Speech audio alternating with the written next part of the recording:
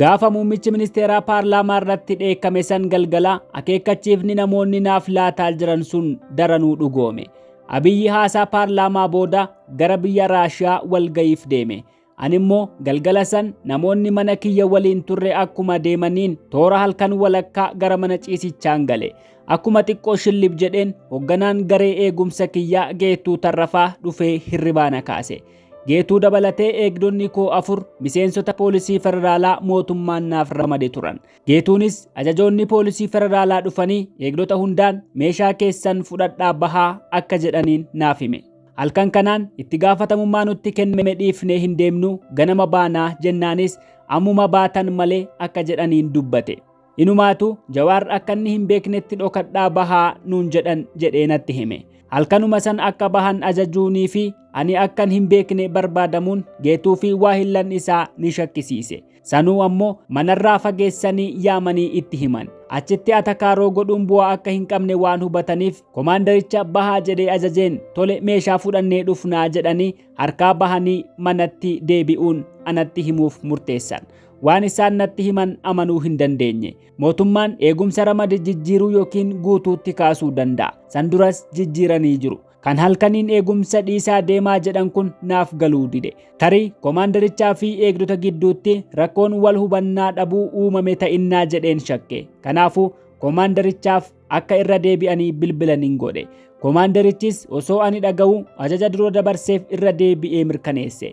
Anis ergan gurra kootiin ajaja komaandarichaa dhaggeeffadheen booda shirri akka jiru shakke. Ajajni sun eessaa akka madde beekuu waan hin barbaadeef komaandarichaaf kallattiin hin bilbile. Innis maqaan isaa Komaandar Indaalaa akka jedhamu naaf hime. Eegdota kiyya akka kaasuuf ajajni qondaalota isaa oliirraa akka itti kenname natti hime. Maqaa qondaala isa ajajees ni saaxile. Anis eegdota kaasuun aangoo isaa ta'uu mirkaneessee fi garuu ammoo halkan kanaan osoo hin taane ganama dhufee akka fudhatu itti hime. Innis ajajni isaa ammuma baasuu akka ta'ee fi kun ammoo biddeena isaa malee fedhii isaa akka hin taane akka itti hin dallanne natti wawwaate. Erga isa waliin bilbila cufnee booda manni kiyya kallattii maraan marfamuu isaa eegdonni kiyya irra gahan. Mana yeroo san keessa ture daandii tokko qofatu dhaqa ture. Poolisiin federaalaa karaa tokkicha mana koo geessu saniin yoo dhufan humni sivilii ammoo gara duubaatiin mooraa namootaa keessaan dhufan. Eegdonni kiyya bakka qabatanii eegaa turan akeekkachiifnaan poolisoonni federaalaa ni dhaabbatan. Warri sivilii garuu kallattii jijjiiruun manatti siquuf yaaluu itti fufan.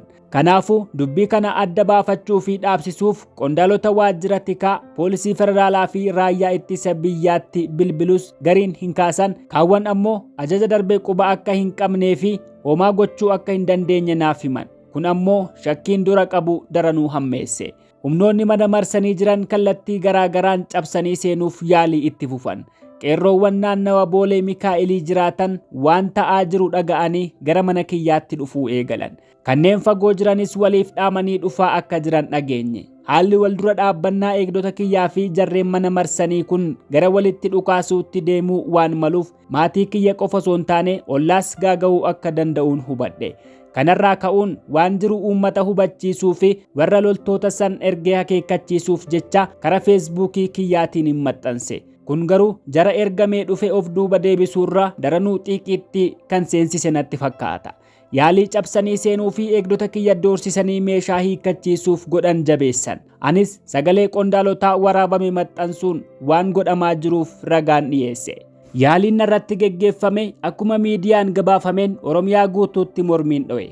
Yeroo bari'u miidiyaatti baheen nagayaa qabaachuu fi uummanni nagaan karaarraa akka galuun dhaameef. Garuu bakkoota garaagaraatti uummata mormii isaa xumuree kara manaa galaa jiru irratti haleellaan raawwate.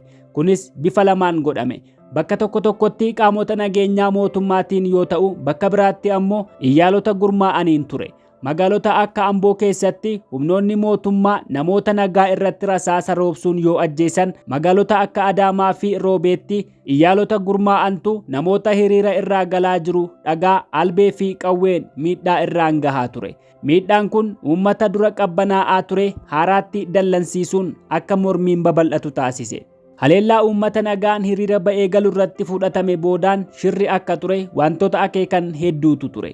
Fakkeenyaaf magaalaa Adaamaa keessatti osoo uummanni mormii isaa raawwatee gara manaa galaa jiru namoonni san dura hiriira keessa hin turin garee lamatti gurmaa'uun tuutni tokko alaabaa Itoophiyaa duraanii lumuxxii kan biraan ammoo kan adda bilisummaa Oromoo qabatanii dhufuun uummata gidduutti wal reebuu jalqaban. Jeequmsa kana keessa albee qawwee fi dhagaan uummata nagaarra balaa geessisan. Bifa kanaan uummata walitti erga buusanii booda gandoota keessa deemuun lubbuu namaa fi qabeenyaa irraan miidhaa hamaa dhaqqabsiisan.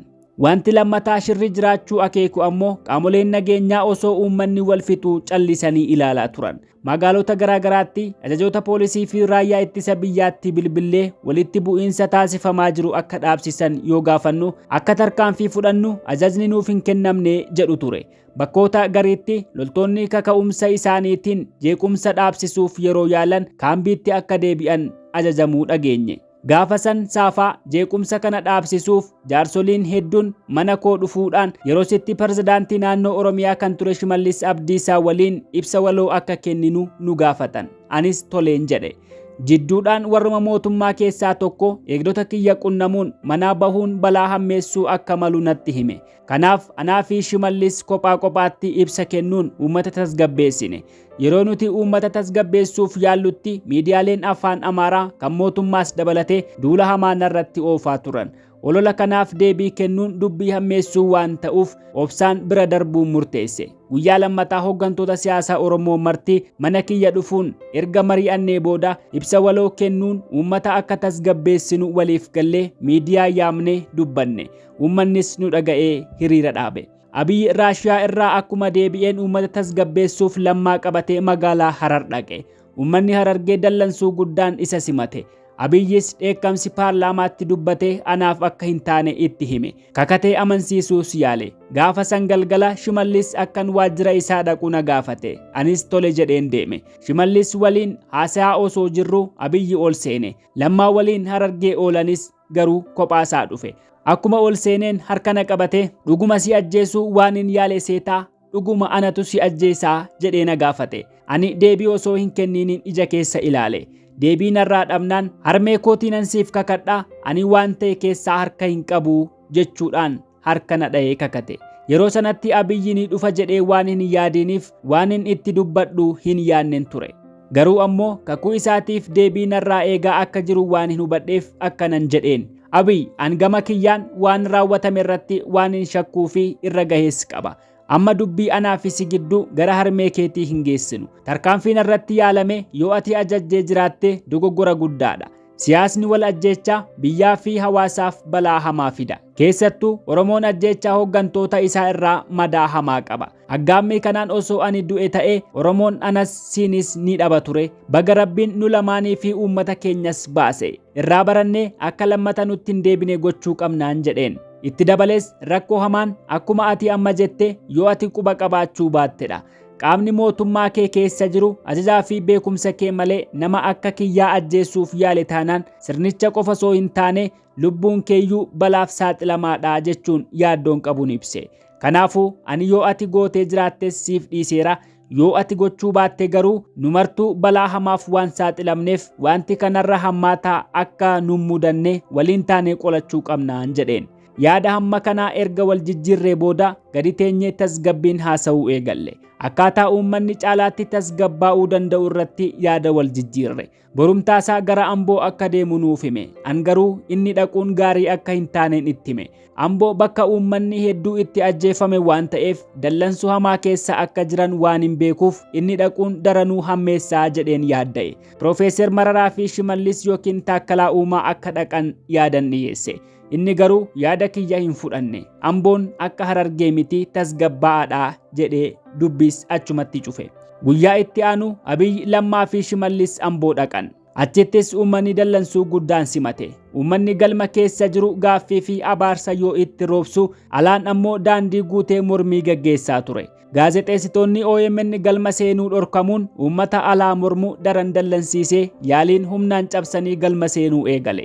Qonnaan bultoonni dubbii dhagahan gama gandoota baadiyyaa irraa Ambootti qajeelan. Dubbiin hammaataa dhufe Abiyyi faan galma gara duubaatiin konkolaataa meeshaa fe'uun milikfamanii akka baraaraman galgala isaanumarraan dhagaye. Erga Amboo deebi'anii guyyaa muraasa booda walgahii gaaddisa hooggansa Oromoo masaraa mootummaatti godhame.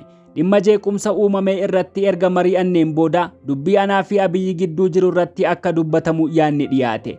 Yeroo kana Abiyyi gidduu seenuun nu lamaan dursinee haasofnee akka fixanne himuun ajandaa ta'uun akka hin barbaachifne dubbate. Fixanne miti jedhee na gaafannaan anis eeyyeen duras rakkoo dhuunfaa irraa hin qabu, ammas dhimmoota dhuunfaa irratti wal hubannee jirra, garuu dhimmi sabaa fi biyyaa rakkoo kanaaf nu saaxile waltajjii kanaan ilaalamuun barbaachisaadhaan jedheen. Abiyyis wanti hafe yoo jiraates kophaatti haasofnee xumurra, waltajjiin kun ajandaalee hafan irratti haa xiyyeeffatu jedhe. Achumaan dubbii san dhiifne ajandaalee biroo irratti mari'achuutti ceene. Yeroo walgahiin xumuramu Abiyyi akkan duubatti hafu na gaafate waajjira isaa dhaqne. Achittis dubbiin kiyya alaa fi keessaan rakkoo akka itti uumaa jiru natti hime. Warri ADP yookiin Amaaraa Dimokiraatik Paartii akkan ani hidhamuuf dhiibbaa guddaa godhaa jiraachuu fi warra ODP keessaas namootumti arrabaan si faarsan jara deeggaraa jiru jedhe. Itti dabalees warri Ameerikaas gara ASCC'n akkan himatamu dhiibbaa godhaa jiraachuus naaf hime.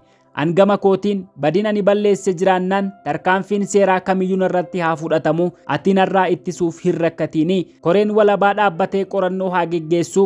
Bu'aa qorannoo sanarratti hundaa'ee barbaachisu mana murtii biyyanaatti yookaan kan ICC'tti seeraaf dhiyaachuuf qophiidhaan jedheen. Abiyyi garuu osoon ani jiru eenyuyyuu sin tuquu jechuun dubbii cufe. Galgala san Abiyyi yeroo duraatiif miidiyaan ba'ee dhimma san irratti ibsa kenne. Dubbii jeequmsa tarkaanfii narratti yaalameetiin wal qabatee tures anaa fi Abiyyi kanumaan irra dabarre. Garuu ammoo miidiyaalee fi namoonni Abiyyitti dhiyaatan olola Jawaar nama 86 ajjeesisee jedhu guyyaa guyyaan balballoomsuu itti fufan.